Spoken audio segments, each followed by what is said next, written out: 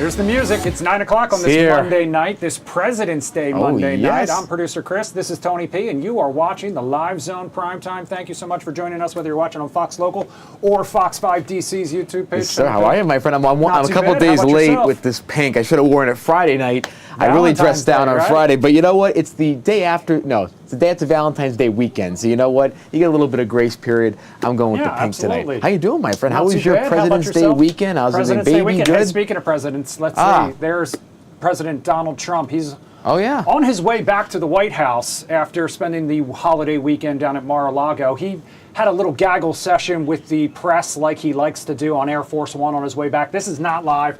This was a little earlier this evening, but eventually he'll make his way back to 1600 Pennsylvania Avenue, which you're taking a live look at right now, Tony P. My President's Day weekend, which I will actually refer to as Valentine's Day because I worked on President's Day weekend. We did. It was a two-holiday weekend, obviously, for a lot of people. My Valentine's Day, first as a dad, you know, with baby Harper at home. It was very nice. It was a beautiful day, weather-wise. I know it was not too bad. We got to Tomorrow's going to be nicer with the weather. Yeah, this week's looking like it's going to be pretty nice as well. So and that snow is melting. Exciting. I noticed a lot of progress this past couple of days. That snow, those little mountains we had are now molehills, my friends. Right? All right, looks like the president just wrapped up. He covered a wide range of issues talking to the press there earlier today. Definitely much You can check out the full stream on the White House YouTube page. Yes.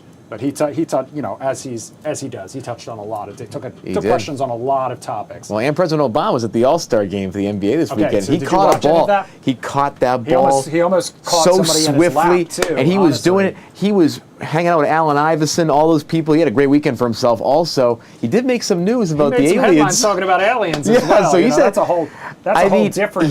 President Obama is finally going viral in the podcast era. He's kind of been more traditional media, but he's going viral in the conspiracy theory parts of the internet. That's pretty big for him. He released a statement afterwards, he did. Basically clarifying his comments, saying that it's a little naive. Like a lot of people say, it's a little naive to think that in this vast universe of ours that we would be alone. Oh, he's probably right. On the other hand, he also made a comment before the basketball game that I thought was one of the most diplomatic things I've ever heard a politician say, which he basically said, he talked about the All-Star game and how there has been criticism in the past. Right. And then he kind of paused and he said, let's just say a lack of effort. And I was like, they perfectly diplomatic response for a politician, because if you we can talk about the All-Star game a little bit later because Jamel Hill is my favorite person on that. Her threads about it, go read her stuff. She's so nuanced about it. He made some headlines for another reason. It was the national anthem performance from Brandy. We talked about this on Do You Like It or Not. If we have time, we'll play a little bit of it for you a little later because people listen, they feel passionately about our nation's anthem.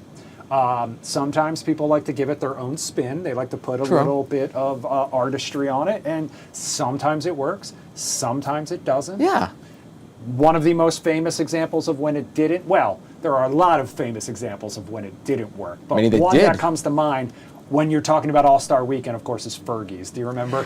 Literally players laughing on the court in the middle of that performance. If you have that was a mismatch issue. Yeah, if you have a favorite national anthem fail, let us know. You can scan that QR code. Favorite one, though, is Whitney Houston. Whitney Houston's is obviously the gold standard. Marvin Gaye's at the All-Star game back in the 80s is another gold standard. Did he do the All-Star game? He did fantastic. DC native. So talk about auto-tune was invented in the 80s, and Marvin Gaye was rolling in the 60s and 70s. That guy was better than auto-tune. Yeah. Listen to some of his voice. Heard it through the grapevine. When he gets that range up there, his record at the Apollo, the best. Well, you are taking a live look at Joint Base Andrews as well, where Air Force One has arrived, standing by, waiting for President Trump to disembark and make his way back to the White House, wrapping up his President's Day weekend at Mar-a-Lago. Got to play some golf over the weekend, said he was a little too busy to play any rounds today, but at the same time, the D.C. public golf courses made some headlines today too, because there now has been a lawsuit filed over President Trump's planned takeover and cancellation of the National Links Trust. And there came from two golfers, actually, that literally play on the golf course, not, from what I read, not from the National Links Trust yet, from the organization that I represent, just for full Transparency, that did not come from us from what I understand. That's mostly from just two golfers that have been playing on the courses for years that don't want to see it. And as someone who supports the National Links Trust, is on that board, I am in support of that because you know what? It's something that is important. The golf courses are a major treasure, especially when it comes to Langston Golf Course and the history of, Black History Month. The history of golf and the black community in D.C. is important through Langston and all of its rich history. So definitely a major development there. And I think at Mar-a-Lago, the president played with Governor DeSantis this weekend, as well as former NCAA football coaches Urban Meyer and Nick Saban from Alabama. I think that was one of the press releases today that came from the White House. He talked about that during that gaggle on the White House. You see Marine One landing on the south lawn there. That's a view we don't get too often. We don't know. Tony Watch P, it a little actually. bit, yeah. So yeah, I'm going to hang out on this. No, this is very interesting. Yeah, so this is just a view that we don't always get. Yeah, so what happens usually, just to give, if it's okay if I give the viewer kind of a behind-the-scenes look. So the way this works is they usually, see the cars back there, folks, the cars, that's all protected. They have the whole block blocked off, basically, from Constitution down. I think it's through 16th Street. Don't quote me on that.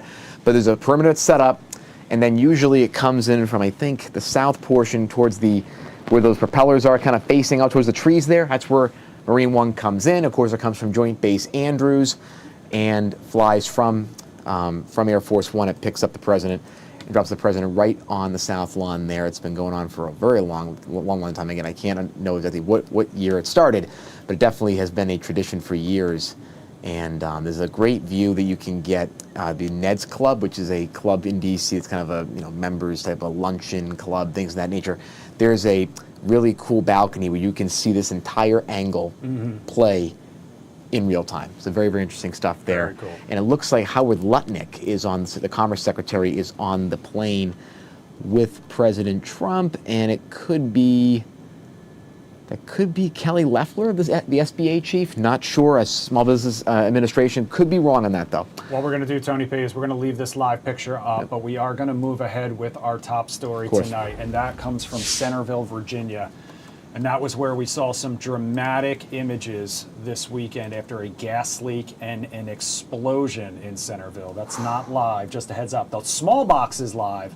This is video, though, from the scene. Dozens of families forced out of their homes in Centerville after a dangerous gas leak and explosion. Like I said, investigators now saying evacuations could last for several days. You see the Sky Fox drone footage above the wreckage of that home, and all of the crews out looking for the source of this gas leak. The discovery of the gas leak occurred after crews were on the scene investigating that explosion. On Sunday, this took place in the 14,000 block of Quail Pond Court.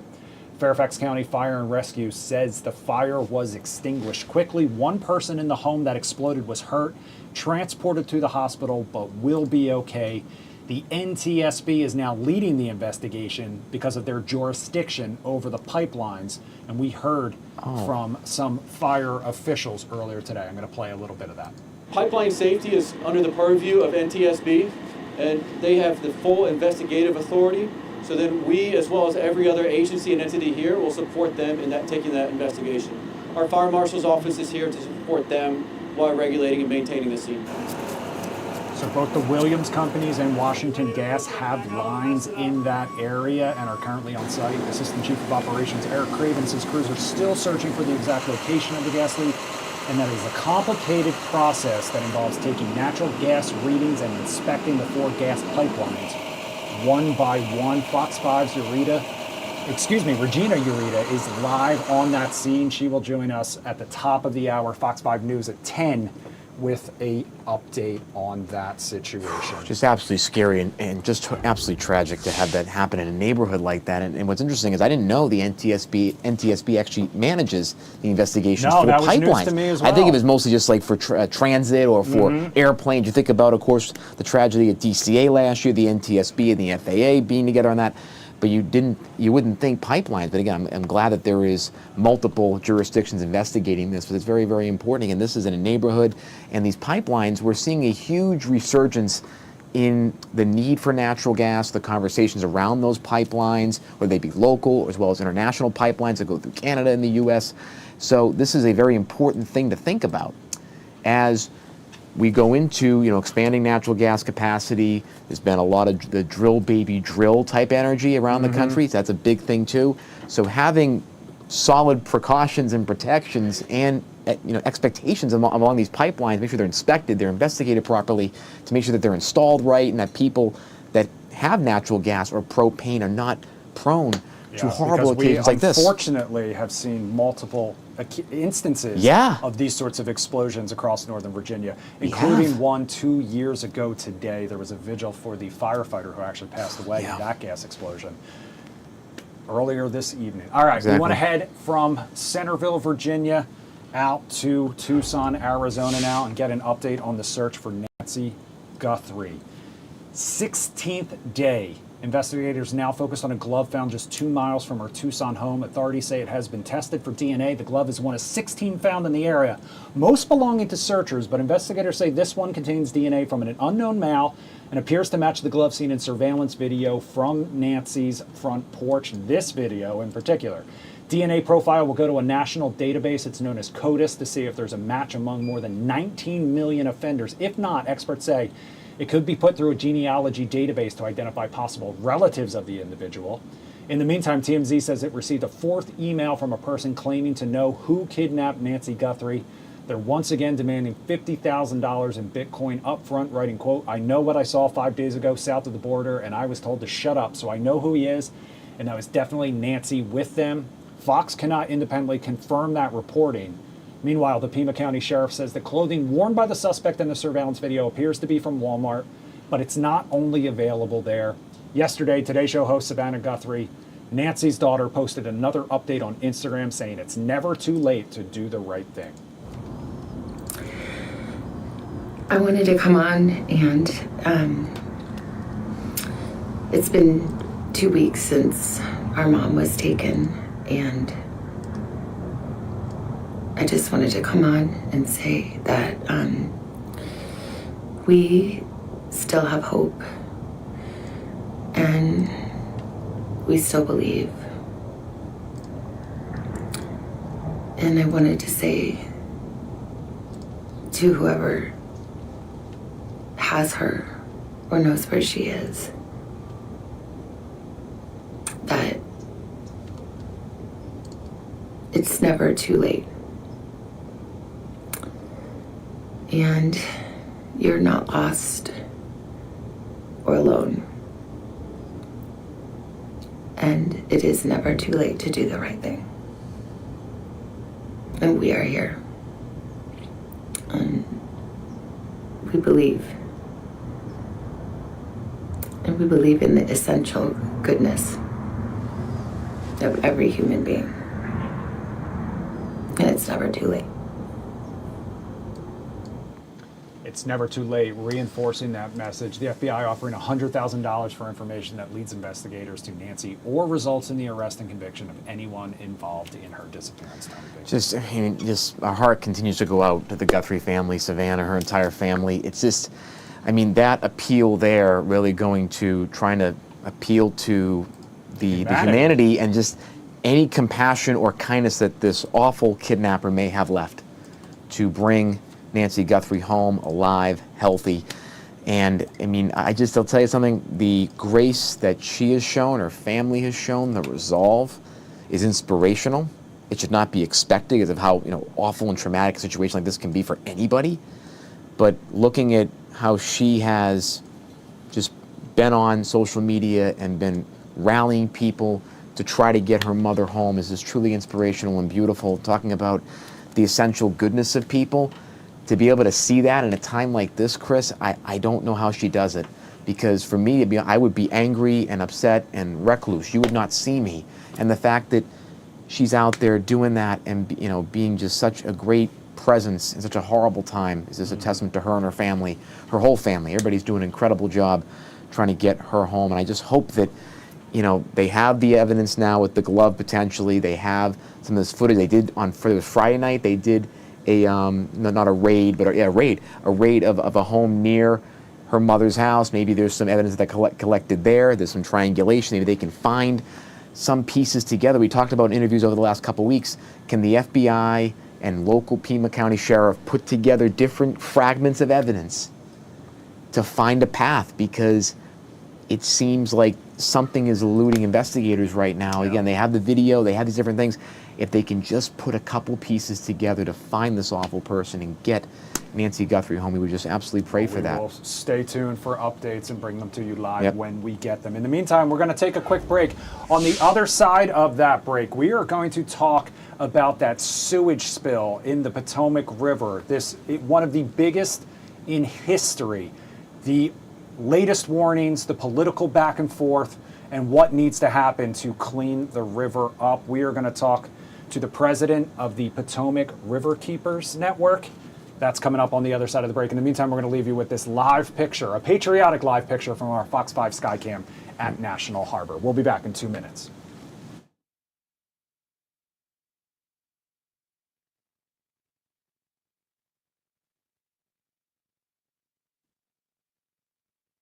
Hello.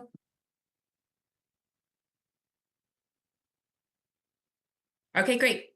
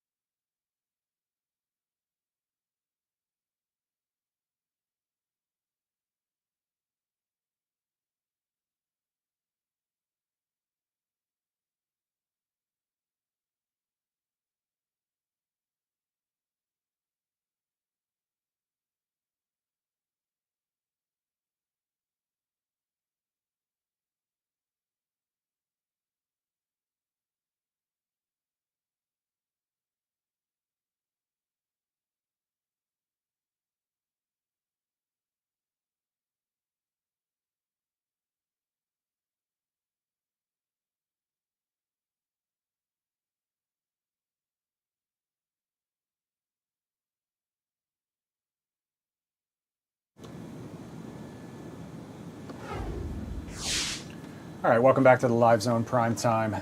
Taking a look at some Fox 5 Skycam footage of the Potomac River. DC water crews still working to contain one of the largest sewage spills in U.S. history. At least 200 million gallons of sewage have spilled into the Potomac River since January 19th, when a massive pipe collapsed. Workers have completed construction of 2 new access pits to support the installation of the enhanced bypass pumping system. However, Virginia health officials have told people downstream of that spill to stay out of the Potomac to avoid getting sick. Meanwhile, President Trump is slamming Maryland's Governor Wes Moore and other Democratic leaders for the massive sewage spill. In a Truth Social post today, the president said they are not competent enough to handle the cleanup. The president said he is directing federal agencies to provide necessary management, direction, and coordination to clean up one of the largest spills. Like we said, Governor Moore fired back, pointing out where the sewage leak originated is maintained by federal government, and blamed the president for failing to act and putting people at risk. This is under the purview of DC Water, we should mention. But for more on the spill, the response, the political back and forth, and more, Potomac River Keeper Network President Betsy Nicholas joins us now live. Betsy, thanks so much for spending some time with us here on the Live Zone Primetime. Happy to be here with you. So first and foremost, before we dive into this particular situation, can you tell us a little bit about what the Potomac River Keeper Network is? Yes, we are a nonprofit watchdog group, and we're trying to be the eyes, the ears of the river, and protect it for both the purposes of the river, the critters that live in it, but most importantly for the communities that live near it and depend on it. And with this awful spill that we saw in the last month or so, what type of environmental impacts are already happening on the ground or in the water per se? as well as what are some of the long-term effects that your organization is seeing that people need to be paying attention to? Well, immediately, obviously, are the warnings for contact with the water. Really, really high bacteria levels. Sometimes when we have been testing, and we've been testing at least once a week since the spill happened, but about 3 or 4 times in that first week, we're seeing levels of bacteria that are tens of thousands of times above the safety level for recreational contact. So stay away for right now and give it a little bit of time to move through the system. But longer term, all of that bacteria in the river, it's not that the bacteria affects fish and crabs and stuff the same way it would for us. It's more of what it does to the water quality, because all of that nitrogen and phosphorus in there sucks up the oxygen. So you can have harmful algae blooms, but more importantly, that when you suck up the oxygen, then there's nothing for all the critters to breathe, and you get dead zones in the river. So I know that we're facing that now, and it may well get worse before it gets better. So I know that this is, we mentioned that this is a historic sewage spill. Are you surprised at how long it has taken to kind of get, I mean, the latest news that we have is they're expecting another 4 to 6 weeks in terms of these repairs before this can really, hopefully, be, start to even mitigate the disaster that has occurred? I have some bad news for you, that it's actually going to be longer than that. The 4 to 6 weeks is really to stabilize the bypass and make sure. Right now they're doing it with wood, and some stuff can get through wood, and they're putting in metal through the bypass and the canal. But DC Water has now said it's going to be 9 to 10 months before they can fix that giant interceptor pipe. And during that time, we're still going to have the possibility of occasional small sewage spills that go right into the river. So in addition to all the problems we have with the ice and the ice melting and releasing bacteria, we also have that we're going to have those occasional spills going forward. There was one on Super Bowl Sunday because when more people are at home, they flush the toilets. And so that overloaded the system and caused a small overflow directly into the river. And that's the stuff we're going to be facing for a long time. So I hope we can get a system for daily monitoring. And that way, as we go into the summer months, we're going to know when it's safe to get in the river and when it's not, because hot summer DC, there's nothing quite like getting in the water. Exactly. Now, one of the things that I've been thinking about throughout this entire case is how a lot of times when people think about maintenance on things like rails and pipes and water treatment, it's not usually viewed as an important thing from citizens or lawmakers potentially.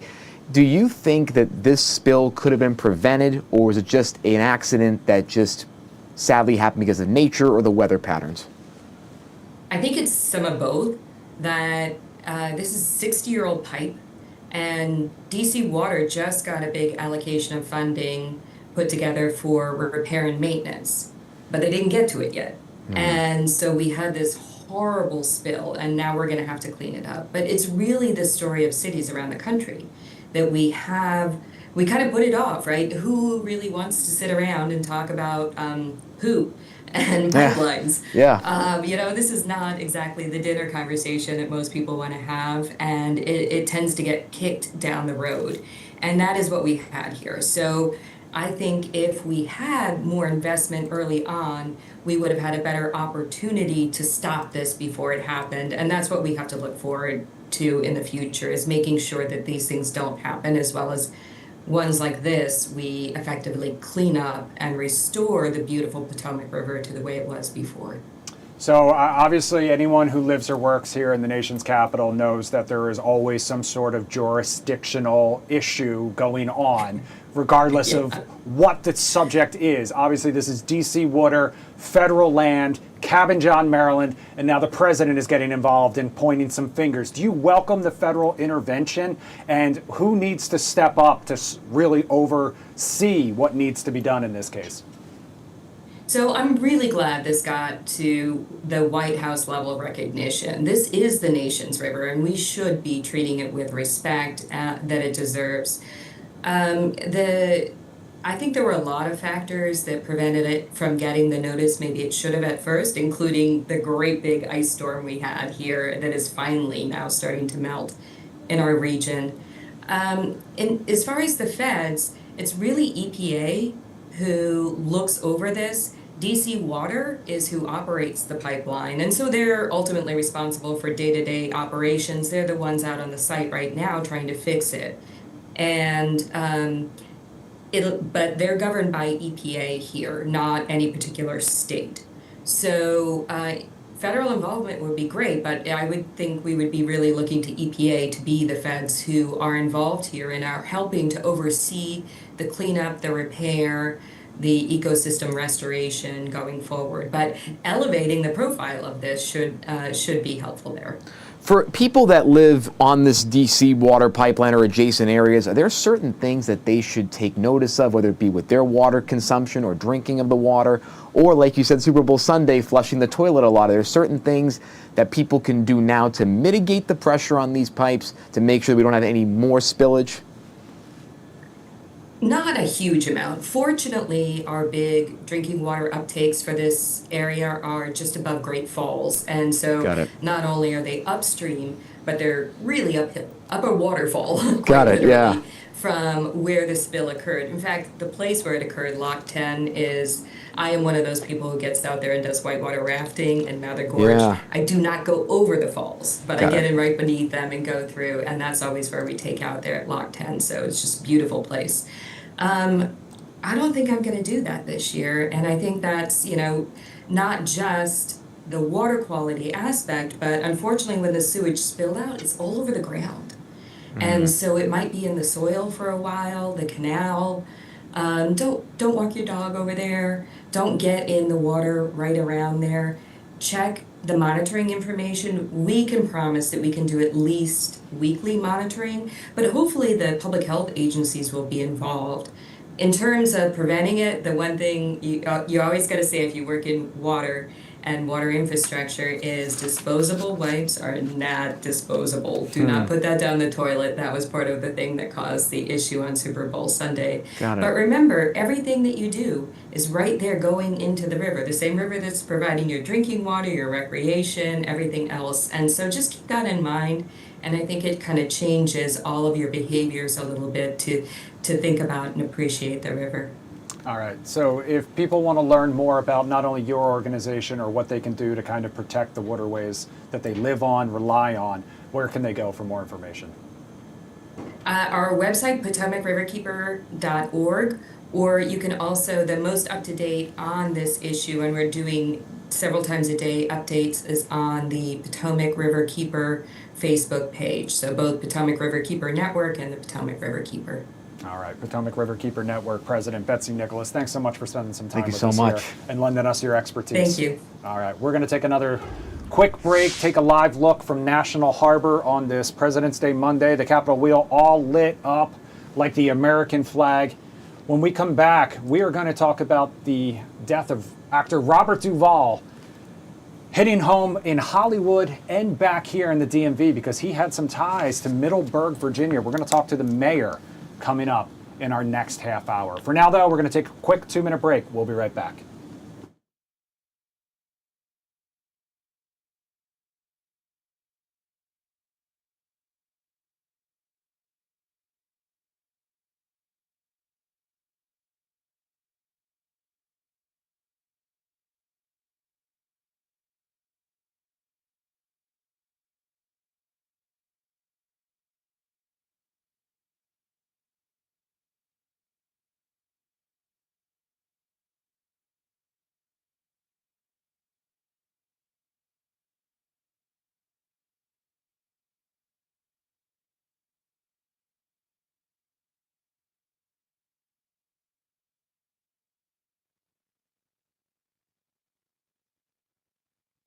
Yeah, 1, 2, 3, 4, 5.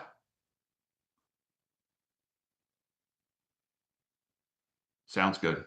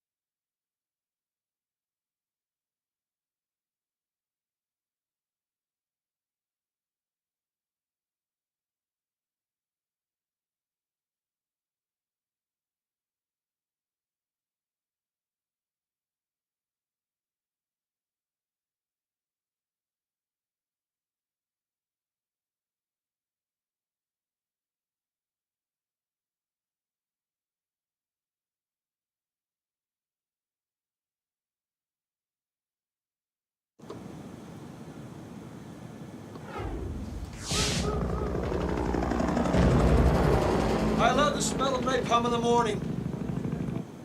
One of cinema's most iconic lines delivered by one of Hollywood's most talented actors. That was actor Robert Duvall in the 1979 classic Apocalypse Now. Oh, yeah. Robert Duvall died over the weekend. His wife posted the news along with a tribute on Facebook, saying in part, Bob passed away peacefully at home, surrounded by love and comfort. To the world, he was an Academy Award-winning actor, a director, a storyteller. To me, he was simply everything. His passion for his craft was matched only by his deep love for characters, a great meal, and holding court. For each of his many roles, Bob gave everything to his characters and to the truth of the human spirit they represented. Now, in addition to Apocalypse Now, Duvall was known for scene-stealing roles in movies like The Godfather. He won an Oscar for 1983's Tender Mercies. He also won 4 Golden Globes and 2 Emmys during his long career. Robert Duvall was 95 years old. But in addition to his work in Hollywood, Duvall also had strong ties to the DMV. He lived on a horse farm in Middleburg, Virginia, and was an active member of the community. And tonight, Middleburg Mayor Bridge Littleton joins us now live to talk more about Robert Duvall, his contributions to Middleburg, and more. Thanks so much for spending some time with us here. Absolutely happy to be with you guys. Can you talk a little bit about your memories of Robert Duvall, both the actor and as the Fauquier County resident? Sure. I mean, everybody knows his background as an actor, but, you know, his legacy to the community. I mean, Mr. Duvall, he was just a regular guy. You'd see him around town or in the Plains, which is near where his farm was, and he always had a kind word, would always chat to anybody. He gave out trophies at local horse races and horse shows. He was a really big supporter of nonprofit events, fundraisers for schools. He helped raise a lot of money for the fire department for a new fire truck. And he had a real special affinity for veterans and would take extra time to sign things for them, shake their hands, spend time with them. And I think the biggest legacy he's going to leave in our area is he was truly instrumental in protecting and conserving this area that he really loved, the open spaces. And he spoke often at many government meetings, very much like the apostle, and helped keep giant power lines devastating the region. He was a great guy. That's my favorite movie of his of all time. Got the Oscar nomination. I think it was 1997 for The Apostle. A fantastic movie. Let me ask you this. So Robert Duvall has played incredible characters of depth, of a really great range. What do you think it is about Middleburg and his relationship with the incredible area here that influenced him as an actor in these years, especially later years, to put out these incredible characters? Yeah, I mean, I think he was born in California, but he was raised just one county over from here. So I think that's part of, that's how he grew up. It's part of his character. It's part of his nature. And I think one of the best things that you can say about Robert Duvall, I mean, he was always kind-hearted and even soft-spoken when you saw him, but he was the definition of just a neighbor, and I think that genuine community sense and community spirit came through in all the characters that he played. So what you saw in person is what you saw on screen a lot as well. Wow. So we heard in the tribute from his wife that he, in addition to acting, he loved a great meal, he loved holding court. Can you tell us about some of the places that he may have enjoyed a great meal or held court down in the Piedmont area in Middleburg and the Plains?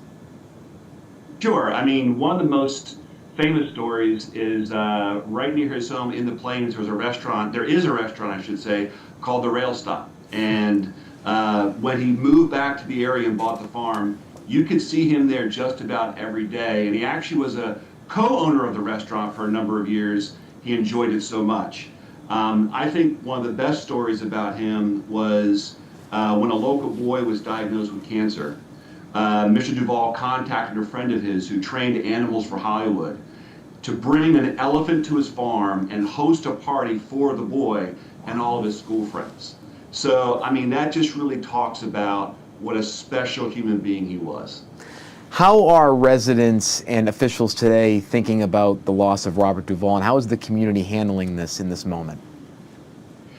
It's one of those things where you never want to see somebody pass, and your prayers are with their family and, of course, his wife, but also it's a celebration of everything he did for us. I mean, the impact he had on local government and votes that could have really allowed things to devastate this community. We're going to miss that, but we also celebrate it because he really made a huge difference.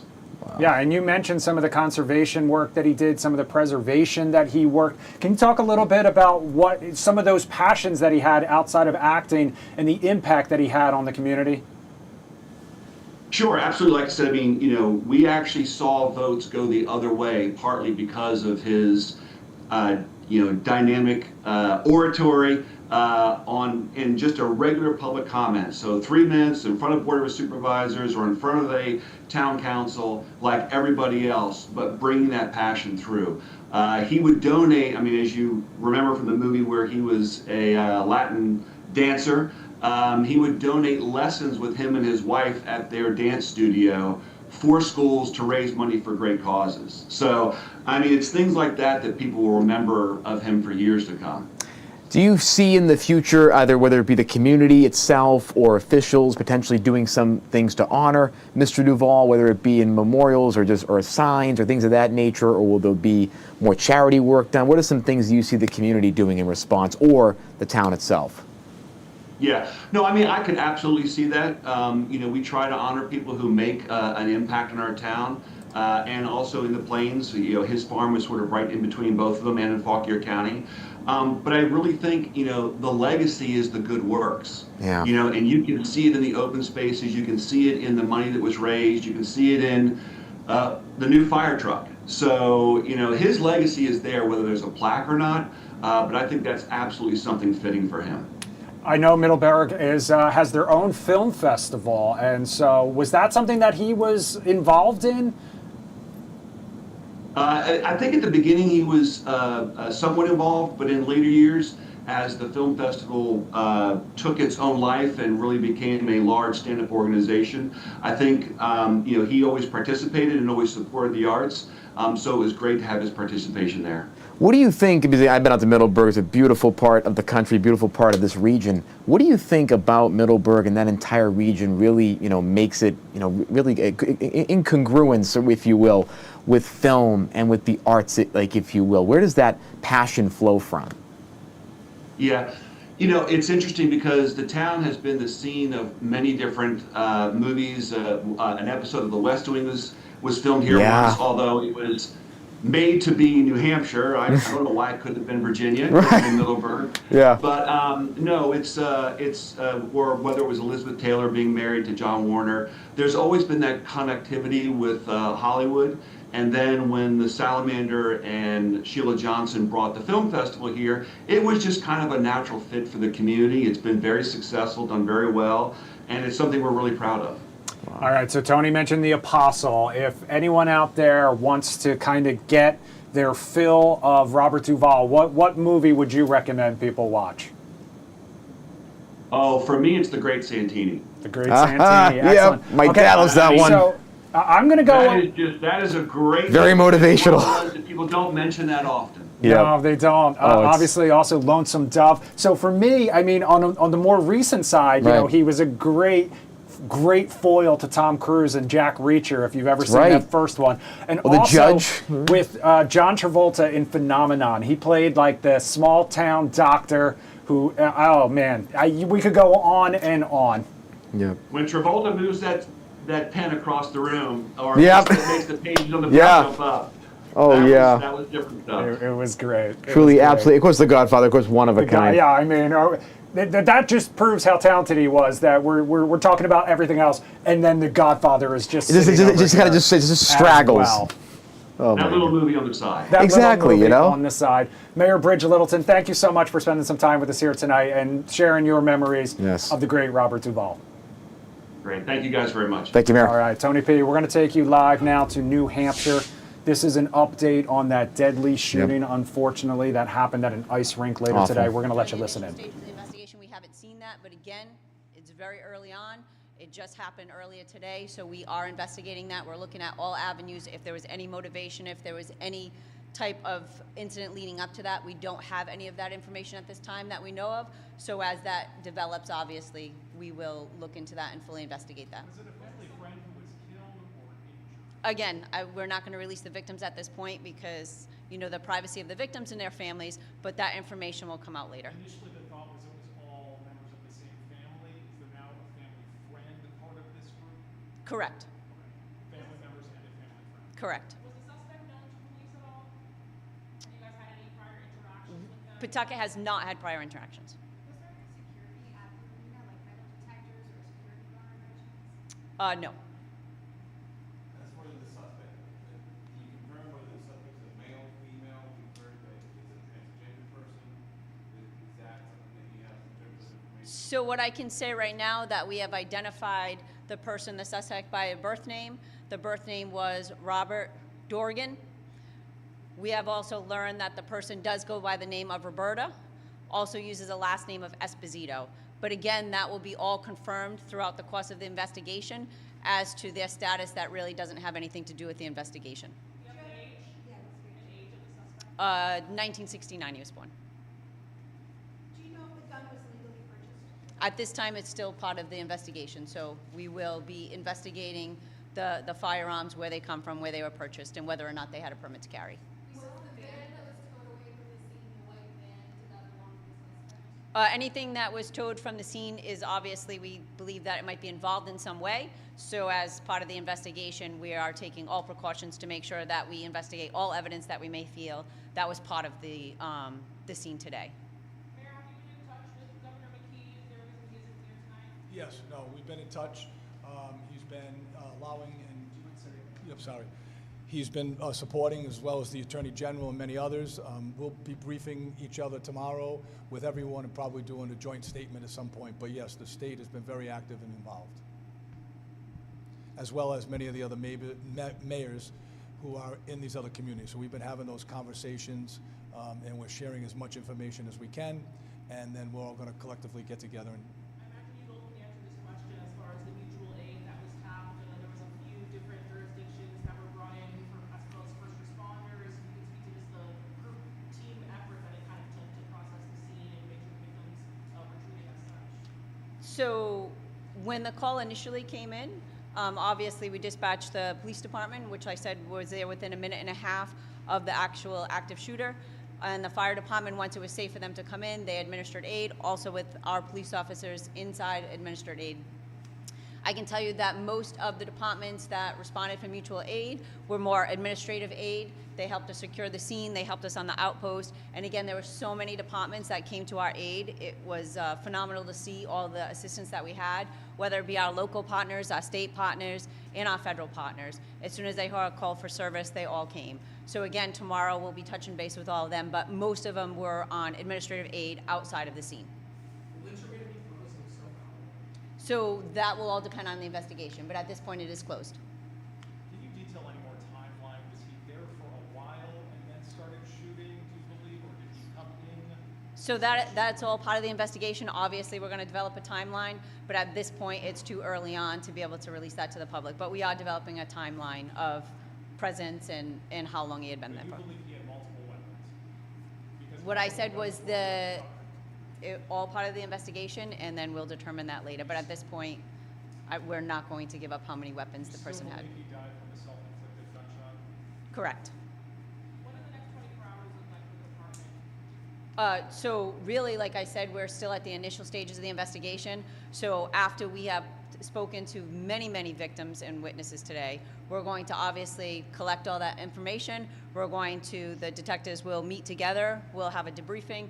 They'll compare all the information. We'll reach out to family. We'll try to establish a timeline like we spoke about. Whether or not there's any motive, we'll try to talk to different people. So it's going to be a very busy next 24, 48 hours trying to gather the story, right? We want to make sure that the information that we're given is factual and it's accurate, and that we're not going off of hearsay or things that are on social media. Unfortunately, because social media is so popular, things get out there that maybe necessarily aren't true.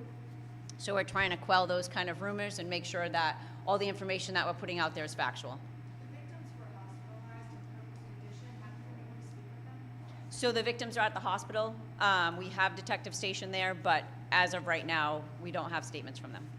Chief, can you confirm, so was there a training for active shooter actually going on in the city which helped with the response? So we did have an initial training that was separate and apart from this, a normal training within the city for a police department. But that helped with the response, I don't know. We had several members that were here on training on days off. So we had additional members, if that's right, we had additional members of the police department that were around, so the response was immediate. Obviously, it's right next to the police station. Like I said, we were there within a minute and a half. Were any of the players related to the two people who died, who were killed? So again, I don't want to get into the family ties because again, they do have an expectation of privacy and a right of privacy, and we'd like to, be able to honor that. It's a tragic event for everybody that was there today, but especially a family. There were so many family members there that were part of this incident. So again, we respect their privacy and we're trying to work with them. Have the police Thank you. retrieved any type of either diary or journal or video or any type of confession that the shooter made left? It's too early in the investigation to give anything. Thank you very much. I'll give it back to you, Major. No, but thank you. Again, our hearts go out to the families. This is about trying to grieve as the police do their investigation, and we will release as much information as soon as we have it. So thank you. Appreciate you. All right, you've been listening to an update from police officials in Rhode Island after that deadly shooting at an ice rink near Pawtucket outside of Providence. 3 dead, including the suspect.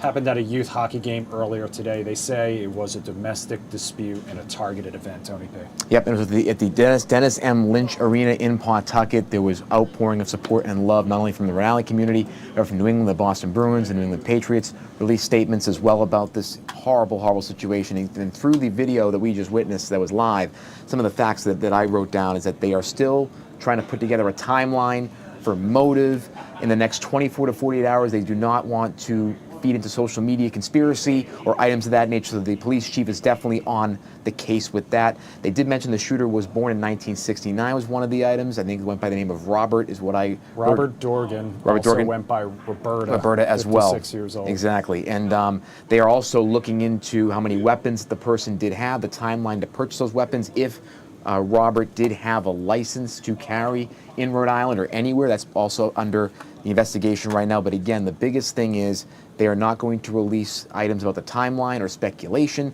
or things about the guns until the next 24 to 48 hours once they can get actual information and facts out to the public. So again, our hearts are just totally with the community in Pawtucket tonight. Just an absolutely horrendous situation. Again, dovetailing off of the horrible tragedy that happened at Brown University just recently. So Rhode Island just has been going through so much in the last few months when it comes to gun violence in these type of situations. All right. Well, we will have an update on this story coming up on Fox 5 News at 10 at the top of the hour right here on Fox Local. In the meantime, Tony P., let's talk about some of the other stories you've been keeping an eye on over the course of this afternoon. And we're going to start with a weather story out of California. A powerful winter storm swept across California this weekend, bringing heavy rain, damaging winds, and deep Sierra Nevada snowfall.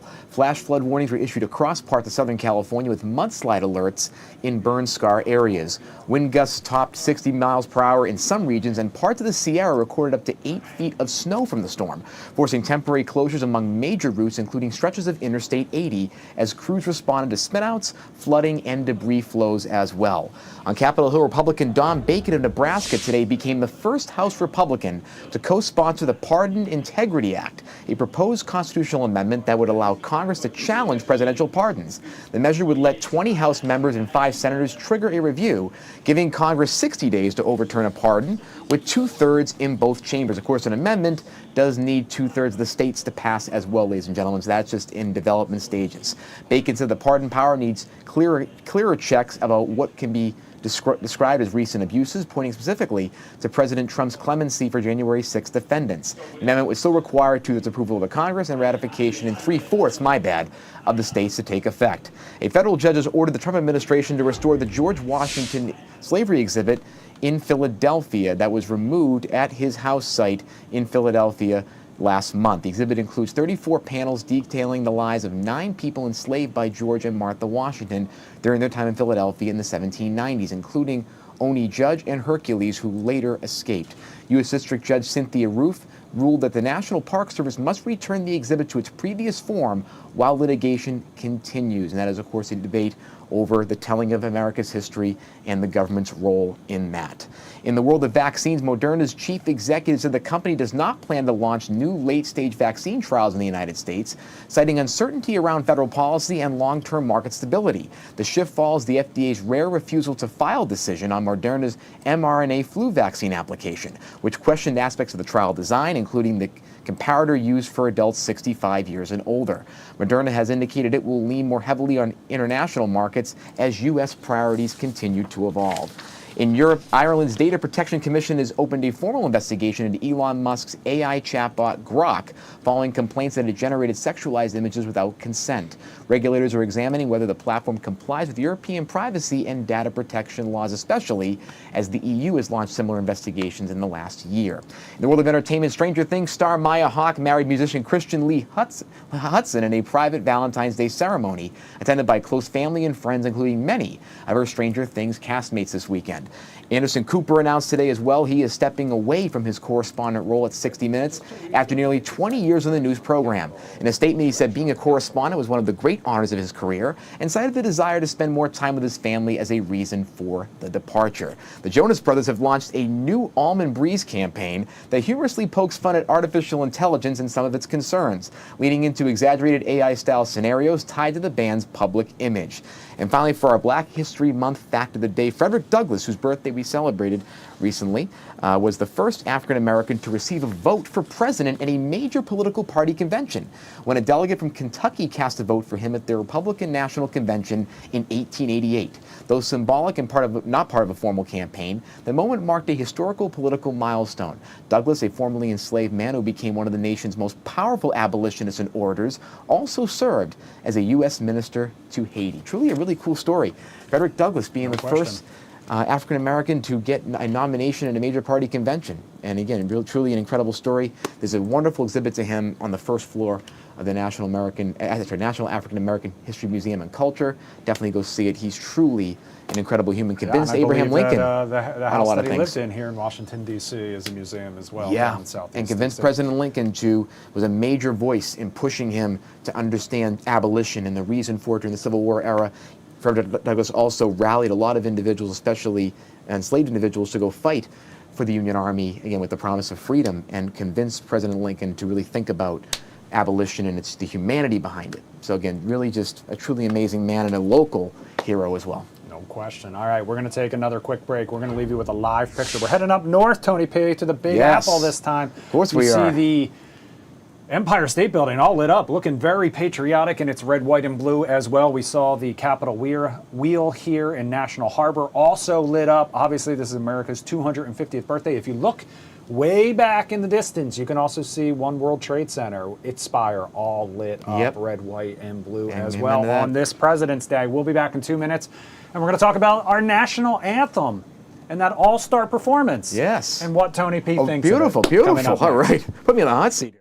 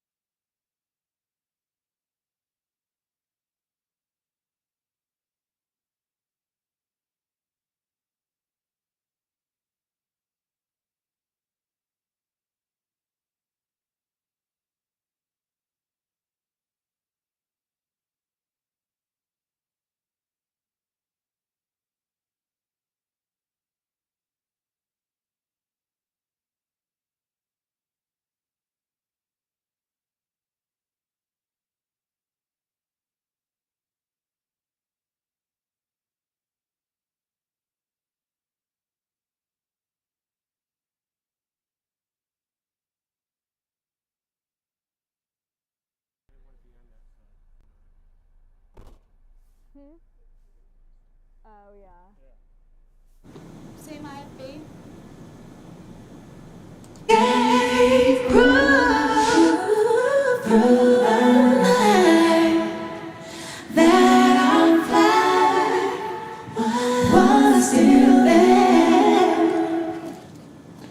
Okay, Tony P. So that was Brandy's national anthem at yesterday's NBA All-Star game. She did it with the girl group June's Diary, a little a cappella performance of it. Mixed reviews is basically the social media's.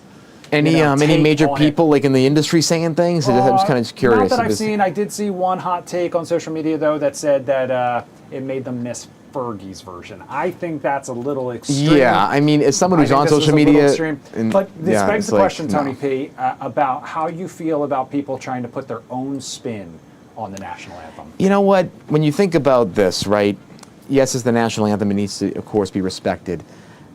The intent's important here. This is an artistic moment to sing. It's a craft, and artists have their particular brand of craft, and really they add on to things. That's kind of makes them special, right? Everybody has their voice and their cadence.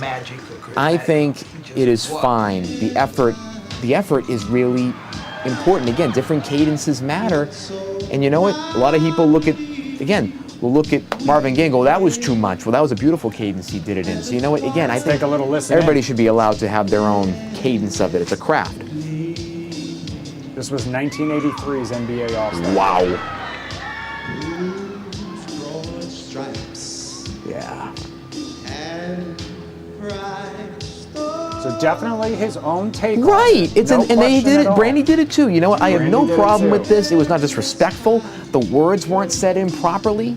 They weren't laughing. There was nothing like that. And here's the thing. Here's the problem I have. West Virginia Ben, one of our go-tos in the comment section, brought up a good point. You know, there are some of those ones that are universally considered the worst ever. Right. Roseanne comes to mind. Yeah. Carl Lewis comes to mind. Yeah.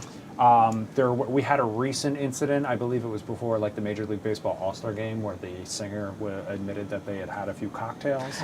Right. Kind of forgot the words. Back to intent, right? Yeah. Okay, like they didn't respect the honor of doing that by drinking before, right? Brandy did it, you know, they tried to make a really creative spin on it. The a cappella is really cool, I think.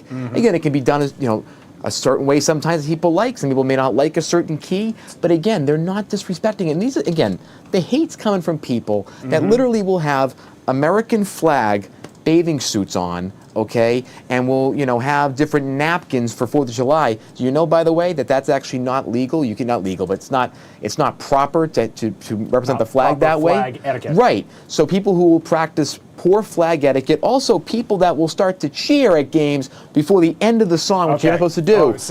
I have so many These hot are the takes kind on of this. people that are saying Brandy did a bad job. For example, you know the what? Chicago Blackhawks, if you ever Spare see me. how they shout through the entire national anthem, I love that. No. I just feel so patriotic and raw, like it gets me so fired up. But Brandy putting that effort in, Marvin Gaye putting the effort in, Whitney Houston putting the effort in.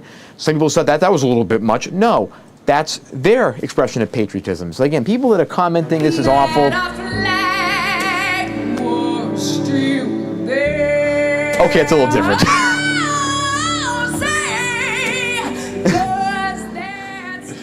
Oh wait, that's a little. Show me Draymond. Show me Draymond. No, you come. Oh wait, that's bad. I mean, come on. It wasn't great. Like the key, the voice was not good. There he is. Wait. Oh, they cut away.